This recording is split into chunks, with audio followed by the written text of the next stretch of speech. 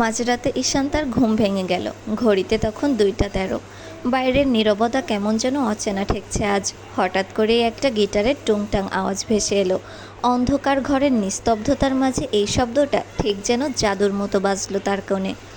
ঈশান তা কৌতূহলী হয়ে উঠে বসল। পর্দা সরিয়ে তাকাতেই বুঝল গিটারের আওয়াজ পাশের ঘর থেকে আসছে। সে নিঃশব্দে বেলকনির দিকে এগোলো। তার ঘরের ঠিক পাশেই আরাধ্যর ঘর। দুই ঘরের বেলকনির মাঝে শুধু একটা দেওয়াল, তাও আধা, তাই পাশের ঘরের সব কিছুই স্পষ্ট দেখা যায়।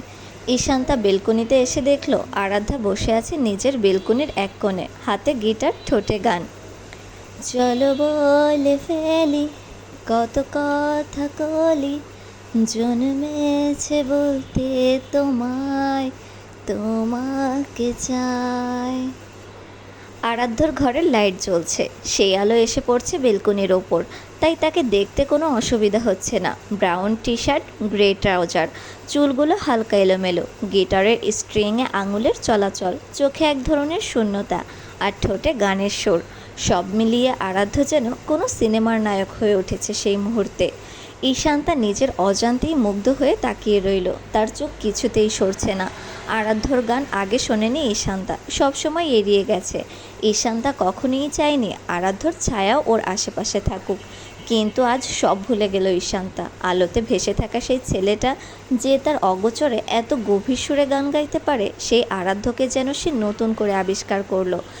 তার ঘরের লাইট বন্ধ থাকায় আরাধ্য বুঝতে পারছিল না যে কেউ তাকিয়ে আছে। গান চলতেই থাকলো কিছুক্ষণ, শেষ হলো হঠাৎ করে। আরাধ্য হঠাৎ ঘাড় গড়িয়ে তাকালো। কে বলে ফিসফিস করলো, তারপর একটু ভালো করে তাকিয়ে বলল, ঈশা। ঈশান্তা একটু চমকে উঠল। সে বুঝতে পারলো ধরা পড়ে গেছে। এই রাতে জেগে আছিস কেন তুই? আরাধ্য একটু বিরক্ত ভঙ্গিতে বলল। ঈশান্তা ঘাবড়ে গিয়ে বলল, ঘুম ভেঙে গেল গানের আওয়াজ শুনে। তাই বলে ঠান্ডায় দাঁড়িয়ে আছিস এখানে? মাথা খারাপ নাকি তোর? যা গিয়ে ঘুমো এখনই। ঈশান্তা একটু গম্ভীর ভঙ্গিতে মাথা নিচু করে বলল, আপনার গান ভালো লাগছিল তাই। আরাধ্য একটু থেমে চাইল তার দিকে, এরপর হালকা গলায় বলল, ভালো লাগলো মানে? আমি কি খুব খারাপ গাই? না না, মানে খুব ভালো, একদম মন ছুঁয়ে গেল। আরাধ্য আর কিছু বলল না, চোখে মুখে একরকম চিন্তা ঝুলে রইল। তারপর বলল, যা ঈশা, ঘরে যা, ঠান্ডা লাগবে। ঈশান্তা একটু অনিচ্ছা সত্ত্বেও ঘরে ঢুকে গেল, কিন্তু তার মুখে তখনও একরাশ মুগ্ধতা। আরাধ্য কিছুক্ষণ চুপচাপ বসে রইল, তারপর গিটারটা পাশে রেখে নিজের ঘরে ঢুকে গেল। ঘরের দরজা বন্ধ করতেই নিজেকে আয়নায় দেখল সে। একটা দীর্ঘ নিঃশ্বাস ফেলে বলল, লিটল বার্ড, তোকে এইভাবে দেখে মনটা হঠাৎ কেন এমন হয়ে গেল বলতো? সে জানে এই অনুভূতি নতুন, সে জানে ঈশা তাকে আপনি করে ডাকে, সে তুই করে। এই দূরত্বটার মাঝেই একটা চেনা সম্পর্ক আছে, কিন্তু আজ রাতে সেটা যেন একটু বদলে গেল। আরাধ্য তার খাটে বসে গিটার হাতে তুলে নিল আবার। এবার আর বাজায় না, শুধু হাতে রাখে। তুই বুঝিস না লিটল বার্ড, তোকে দেখে মাঝে মাঝে এমন হয় যেন এক টুকরো গান হঠাৎ এসে মন ছুঁয়ে দেয়, কিন্তু তুই তা জানিস না, এখনও না। ঈশান্তা নিজের ঘরে ফিরে এলো, ধীরে পা টিপে টিপে বিছানার দিকে এগোলো। ঘরটা অন্ধকার, জানালার পর্দা হালকা নড়ে উঠছে হাওয়ায়।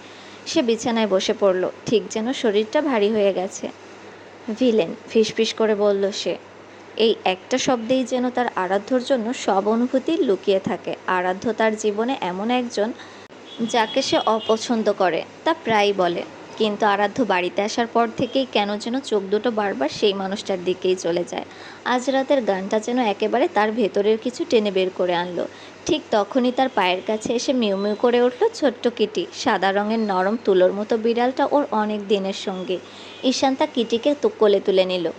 কিটি, তুই বলতো, ও কি আমার দিকে তাকায় কখনো একটু আলাদা চোখে? কিটি মেউ করে জবাব দিল, যেন বোঝার চেষ্টা করছে কথাগুলো। ওকে আমি ভিলেন বলি, কিন্তু কেন জানিস? এই ভিলেনটাই কেন যে এত বারবার মনে পড়ে যায়। ওর সেই গলা, সেই রাগ করা মুখটা, সব যেন আজ খুব খুব আপন মনে হচ্ছে। কিটি কেমন চুপচাপ হয়ে গেল। ঈশান্তা কিটিকে আদর করে বলল, ভিলেনটা যদি জানতো আমি কতবার ঘুমোতে যাওয়ার আগে ওর কথা ভাবি। একটা দীর্ঘ নিঃশ্বাস ফেলে কিটিকে নিজের পাশে বিছানায় শুয়ে দিল। কিটি পিঠ গুটিয়ে ছোট্ট গোল হয়ে শুয়ে পড়ল। ঈশান্তাও ধীরে মাথাটা বালিশে রাখল। চোখ বোঝার আগের মুহূর্তেও মাথায় ভেসে এলো একটা মুখ, একটা গান, আর সেই গলার সুরে মিশে থাকা অনুভবের স্পর্শ। ভিলেন, বলে আবার ফিসফিস করে বলল ঈশান্তা। তারপর ধীরে ধীরে ঘুমিয়ে গেল। চোখে স্বপ্ন নামলো, আর সেই স্বপ্নের মাঝখানে দাঁড়িয়েছিল সেই ব্রাউন টি শার্ট পরা ছেলেটা, যার নাম আরাধ্য। ঈশান্তার সকালটা শুরু হলো একেবারে হুড়োস্থুলে। ঘুম ভাঙতেই চোখ গেল দেওয়ালে ঝুলানো ঘড়ির দিকে। 8টা 20। ভার্সিটির ক্লাস 9টায় শুরু হয়। আরাধ্যর কথা ভাবতে ভাবতে রাত কেটেছে, তাই সকালে উঠতে দেরি। মাথায় হাত দিয়ে বিছানা ছেড়ে এক লাফে উঠে পড়ে ঈশান্তা। তাড়াতাড়ি ফ্রেশ হতে গেল ওয়াশরুমে। মুখে ঝাপটা দেওয়ার পর মনে হলো আজ আর সময়ের সঙ্গে দৌড়ে পারা মুশকিল। ওয়াশরুম থেকে বের হতে না হতেই দরজায় টোকা দিয়ে ঢুকে পড়ল ওর চাচাতো বোন আমিশা। এই শান্তির মা, আবারও লেট? তোকে না রোজ বলি টাইমে ওঠ। ঈশান্তা তখনও তোয়ালে দিয়ে মুখ মুছছে, হালকা হেসে বলল, পাখির বাসা, একটু তো দম নেই। দেরি তো হলোই, এখন বাকিটা সময় ঝগড়া না করে চল কাজ করি। ওরা একে অন্যকে আদরে নামে ডাকে। ঈশান্তা হলো শান্তির মা। ঈশান্তার নাম থেকে এই নাম বানিয়েছে ওর বন্ধু মহল। আর আমিশা পাখির বাসা, ওর কারণটাও সেম। রেডি হয়ে দুজনে দৌড় দিল নিচে। ডাইনিং রুমে টেবিলে বসেছিলেন ঈশান্তার বাবা ইমতিয়াজ খান আর বড় চাচা আরমান খান। দুজনেই ডাইনিং টেবিলে বসে আছে, তাদের সামনে খাবার সাজানো। ওদের দেখে রান্নাঘর থেকে বেরিয়ে এলেন রিমা খান, আমিশার মা। নরম স্বভাবের মানুষ, তিনি সময়ের ব্যাপারে কড়া। এই যে শুরু হলো আবার রোজকার মতো লেট। ভার্সিটির কি নিয়ম নাই নাকি? পাশ থেকে বেরিয়ে এলেন তানিয়া খান, তিনিও হালকা বিরক্তি নিয়ে বললেন, শুধু রোজ নয়, প্রতিরোজ। একদিন তো সময় মতো নামবে, সেই দিন ঘড়ি থেমে যাবে। আমিশা সঙ্গে সঙ্গেই দায় ঝেড়ে ফেলে বলল, আমি তো রেডি ছিলাম, সব দোষ শান্তির মায়ের। এই বলে সে এমনভাবে মুখ করলো যেন জীবনের সবচেয়ে বড় অন্যায়টা ওর মাথায় পড়েছে। রিমা খান আর তানিয়া খান তখন দুজনেই একসঙ্গে শুরু করলেন বকাবকি। ঘর জুড়ে যেন বিচার সভা বসে গেল। তখনই ধীর কণ্ঠে আরমান চৌধুরী বললেন, আহা, আর কত বকা দেবে ওদের? চলতে দাও মেয়েদের, খাবার তো ঠান্ডা হয়ে যাবে। সময় মতো উঠে যাওয়াটাও একটা অভ্যাস, একদিনে হয় না। সবাই থেমে গেল। ইমতিয়াজ চৌধুরীও হালকা হেসে তাকালেন দুই মেয়ের দিকে। চলো খেতে বসো, আর একটু আগে ওঠার চেষ্টা করো, চেষ্টা করলেই হবে। চুপচাপ টেবিলে বসে পড়ল ঈশান্তা আর আমিশা। চোখাচোখি হলো দুজনের, তারপর কাতুকুতু হাসি। একজন শান্তির মা আর একজন পাখির বাসা। দিনটা শুরু হলো ঝগড়ার মধ্যে দিয়ে, কিন্তু এই ঝগড়াগুলোর মধ্যেই তো ওদের ভালোবাসা লুকিয়ে আছে। আদিল, ইহান আর রায়ান একসাথে ঘর থেকে বের হয়ে এলো। তিনজনেই মজা করতে করতে ডাইনিং রুমে ঢুকলো। রিমা খান তাদের দেখে হাসি মুখে বললেন, এসো ছেলেরা, খেতে বসো। সবাই আসলেও একটা চেয়ার ফাঁকা। আরাধ্য এখনও আসেনি। রিমা খান তখন আদিলের দিকে তাকিয়ে প্রশ্ন করলেন, আদিল, আরাধ্য কই? ঘুমোচ্ছে না তো আবার? আদিল হালকা হেসে বলল, না মামি, ও আসছে, রেডি হয়ে নিচে নামছে। ঠিক তখনই সিঁড়ির দিকে নজর গেল তানিয়া খানের। ধীর পায়ে নিচে নামছে আরাধ্য। তানিয়া খান মুখে এক চিলতে হাসি দিয়ে বললেন, এই তো রাজপুত্রের আগমন। সবাই তাকালো সিঁড়ির দিকে। আরাধ্যর পরনে ধবধবে সাদা শার্ট, ওপরে ঝকঝকে কালো শাইনি জ্যাকেট, আর একদম ফিটিং করা কালো জিন্স। তার চুলটা সামনের দিকে হালকা ঝুঁকে পড়েছে, জেল দিয়ে আঁচড়ে রাখা হলেও একটা বেহেমিয়ান ছোঁয়া আছে সেখানে। চোখ দুটো গভীর তীক্ষ্ণ, যেন অনেক কথা জমে আছে কিন্তু বলা হয়নি। ঠোঁটে একটুও হাসি নেই, তবু একটা অভিজাত নির্লিপ্ত ভাব ওকে আলাদা করে তোলে। তার ফর্সা গায়ের রঙে কালো সাদা পোশাকটা যেন আরও বেশি ঝলমল করে উঠছে। ওকে দেখে সবার চোখ একটু সময়ের জন্য আটকে গেল, কিন্তু সবচেয়ে বেশি থমকে গেল ঈশান্তা। চায়ের কাপটা হাতে নিয়ে ঠোঁটে নিতে গিয়েও থেমে গেল সে। চোখের পাতায় কাঁপন, বুকের ভেতর অদ্ভুত ধুকপুক, যেন শব্দহীন একটা ঝড় বইছে ওর ভেতর দিয়ে। আরাধ্যর প্রতিটি ধাপ যেন ধীর ক্যামেরায় চলছিল ওর কাছে। এক পলক চোখ ফেরাতেও কষ্ট হচ্ছিল। মনে হচ্ছিল ওর দিকে তাকিয়েই সকালটা সারাদিনের প্রেরণা হয়ে যাবে। এই ছেলেটা, যার মুখে কখনো বাড়তি কথা নেই, হাসিও নেই, কিভাবে এমন করে ঈশান্তার ভেতরটা নাড়া দিয়ে যায় ওর নিজেরও বোঝা কঠিন। আরাধ্য সিঁড়ি থেকে নেমে ডাইনিং টেবিলের দিকে এগিয়ে এলো। তার চোখে মুখে তখনও সেই পরিচিত গম্ভীর্য। হাঁটার ভঙ্গিতে কোনো তাড়াহুড়ো নেই, অথচ মনে হচ্ছিল সে কারো অপেক্ষা করছে না, নিজের ছন্দেই চলছে। টেবিলের পাশে এসে দাঁড়াতেই রিমা খান তাকিয়ে জিজ্ঞেস করলো, তুই কি কোথাও যাবি নাকি? এত সাজগোজ করে নামলি যে? আরাধ্য হালকা ভ্রু কুঁচকে বলল, হ্যাঁ, একটু বাইরে যাব, একটা কাজ আছে। রিমা খান কিছু না বলে বললেন, তা আগে খেয়ে নে, এরপর যা খুশি করিস। আরাধ্য কোনো কথা না বলে চুপচাপ বসে পড়ল টেবিলে। তার চেহারায় স্পষ্ট একরকম দূরত্ব, যেন এই টেবিল, এই পরিবেশ, এই কথাবার্তা সব কেমন অচেনা হয়ে গেছে। রিমা খান সবার প্লেটে খাবার বেড়ে দিলেন। চারপাশে কথা, হাসি, চামচ কাটার টুংটাং শব্দের মধ্যে হঠাৎ করে নেমে এলো ভারী এক নিস্তব্ধতা। আরমান খান, আরাধ্যর বাবা, মুখে গম্ভীর্যতা নিয়ে বললেন, আরাধ্য, তুমি তো অনেক দিন বাইরে থেকে এলে, এখন মনে হয় সময় এসেছে বিজনেসে জয়েন করার। তোমাকে আমাদের সঙ্গে কাজ শুরু করতে হবে। এক মুহূর্তে থেমে গেল আরাধ্য, চামচ হাতে ধরেই রাখলো, নাড়ল না। ঠোঁট শক্ত করে চোখ তুলে বাবার দিকে তাকালো সে, তারপর গলা কঠিন রেখে বলল, আমি বিজনেসে আসতে চাই না, আমি গান নিয়ে ভালো আছি, আমি রকস্টার আরাধ্য হয়েই থাকতে চাই, বাবার কোম্পানির উত্তরসূরি হতে না। ঘরে যেন হঠাৎ ঠান্ডা হাওয়া বয়ে গেল, সবাই থেমে তাকিয়ে রইল বাবা ছেলের দিকে। আরমান খানের চোখে জ্বলে উঠল হতাশা আর রাগ। এইসব গান বাজনার ভবিষ্যৎ কি? রকস্টার হয়ে কেউ বাঁচে? এটা কোনো ক্যারিয়ার? এত খাটনি করে একটা ব্যবসা গড়ে তুলেছি, আর তুমি বলছো তোমার কিচ্ছু যায় আসে না? আরাধ্য আর নিজেকে আটকে রাখতে পারল না, চেয়ার সরিয়ে উঠে দাঁড়ালো। আপনার বিজনেস, আপনার গর্ব, কিন্তু গান আমার ভালোবাসা, আমার পরিচয়, আমার নিজের মতো করে তৈরি করতে চাই। কথাগুলো যেন আকাশে বিদ্যুৎ হয়ে চমকালো। রিমা খান তাড়াতাড়ি কিছু বলতে চাইলেন, কিন্তু তখনই ইমতিয়াজ খান নরম স্বরে বললেন, ভাইজান, এখন এসব কথা না বলাই ভালো। আরাধ্য বড় হয়েছে, নিজের সিদ্ধান্ত নেওয়ার সময় এসেছে, আপনি রাগেন না, ওকে একটু সময় দিন। আরমান খান মুখ শক্ত করে চুপ করে গেলেন, কিন্তু চোখে অভিমান জমে রইল। ঠিক সেই মুহূর্তে আরাধ্য চুপচাপ খাবার রেখে উঠে পড়ল। রিমা খান উদ্বিগ্ন হয়ে জিজ্ঞেস করলেন, খাওয়া শেষ করিসনি কেন? কোথায় যাচ্ছিস? আরাধ্য আর কিছু বলল না, একবারও কারো দিকে না তাকিয়ে দরজার দিকে এগিয়ে গেল, কেবল তার পেছনে পড়ে সবার থমথমে দৃষ্টির ভার। আর তারপর সে বেরিয়ে গেল বাড়ির বাইরে। রিমা খান চোখ মুছলেন, ধীরে বললেন, এখন এসব কথা না বললেই পারতেন, ছেলেটা এত কষ্ট পায়।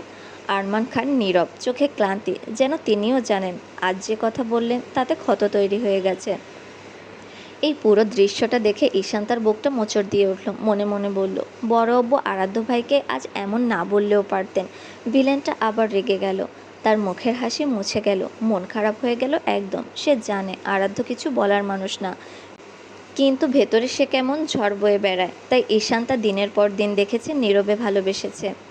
ঈশান্তা আর আমিষা সকালের নাস্তা শেষ করে বেরিয়ে এলো বাড়ি থেকে। দোতলার বারান্দা থেকে নামতেই চোখে পড়ল রাস্তার পাশে গাড়ি নিয়ে দাঁড়িয়ে আছে আরাধ্য।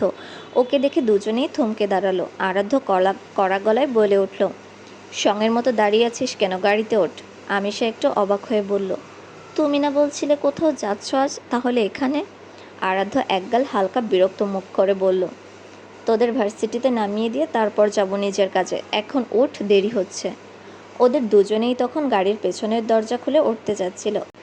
হঠাৎ আরাধ্য আবার গলা চড়ালো, আমি কি তোদের ড্রাইভার নাকি? দুজনেই পেছনে বসছিস কেন?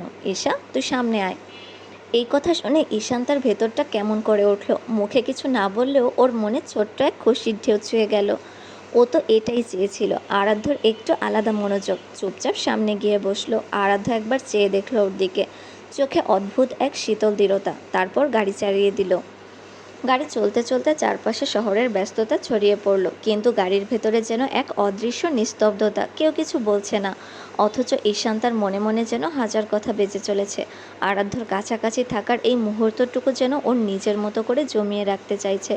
কিছুক্ষণের মধ্যে ভার্সিটির গেটের সামনে এসে গাড়ি থামলো। ঈশান্তা আর আমিষা নেমে পড়ল, হাঁটতে শুরু করলো ভেতরের দিকে। পেছন থেকে আরাধ্য বলল, ক্লাস শেষে ওয়েট করবি, আমি নিতে আসবো। একটু থেমে ঈশান্তা পেছনে তাকালো না, তবুও তার মুখে লুকানো এক টুকরো হাসি ফুটে উঠল। ওর বুকের ভেতরটায় যেন কোনো নতুন কিছু জেগে উঠছে, একটা অদ্ভুত অচেনা অনুভূতির আভাস। ওরা দুজন চুপচাপ হেঁটে ভার্সিটির ভেতরে ঢুকে গেল। আরাধ্য এক দৃষ্টিতে তাকিয়ে রইল ওদের দিকে, তারপর নিজেই নিজের মনে বলল, লিটল বার্ড, ছোট্ট পাখিটা ধীরে ধীরে আমার আকাশেই ওড়াউড়ি শুরু করেছে, কিন্তু জানি না শেষমেশ আমিও ওর ডানায় ধরা পড়ে যাব কি না। গাড়ির গ্লাস আবার উঠল। আরাধ্য গিয়ার চেপে সামনে এগিয়ে চলল। ওরা যখন ভার্সিটির দিকে হেঁটে যাচ্ছিল, তখনই কারো অজান্তে একটি ল্যাপটপ স্ক্রিনে খোলা ছিল তাদের সব মুহূর্ত। গাড়ি থেকে নামা, আরাধ্যর সংলাপ, ঈশান্তার চোখের ভাষা, সব কিছু। ল্যাপটপের সামনে বসেছিল একে, ওর চোখে আগুন, মুখে অন্ধকার। তুই আরাধ্য, নিজের দাঁত চেপে ফিসফিস করে বলল একে। তুই ভাবছিস ঈশান্তাকে নিয়ে খেলবি? না রে, তোকে আমি ছেড়ে দেব না। তার চোখজোড়া হিংস্রতায় লাল হয়ে উঠল। একের কাছে ঈশান্তা শুধু একজন মেয়ে না, সে যেন ওর অবসেশন। কেউই ওর সুইটহার্টকে ছুঁতে পারবে না, অন্তত আরাধ্য তো নাই। একে এক হাত দিয়ে ল্যাপটপের পাশে রাখা একটা ছোট্ট ছুরি তুলে নিল, খেলতে লাগলো। তার ঠোঁটের কোণে চাপা হাসি। আরাধ্য, তুই ঈশান্তার পাশে থাকলেই শেষ, আমি তোকে মাটি থেকে তুলে আকাশে ঝুলিয়ে রাখবো, যেন বুঝিস কার প্রিয় জিনিস নিয়ে খেললে কী হয়। এইদিকে ঈশান্তা তখন ভার্সিটির ক্লাসে বসে জানালার বাইরে তাকিয়ে স্বপ্ন দেখে আরাধ্যর কথা ভেবে। অথচ ও জানে না দূরে কোথাও কেউ একটা অন্ধকার পরিকল্পনা আঁটছে ওকে নিজের করে পাওয়ার জন্য। একে আবার স্ক্রিনে তাকিয়ে মুচকি হেসে বলল, তুমি আমার সুইটহার্ট ঈশান্তা, তুমি তো জানোই না তোমাকে পাওয়ার জন্য আমি কত দূর যেতে পারি।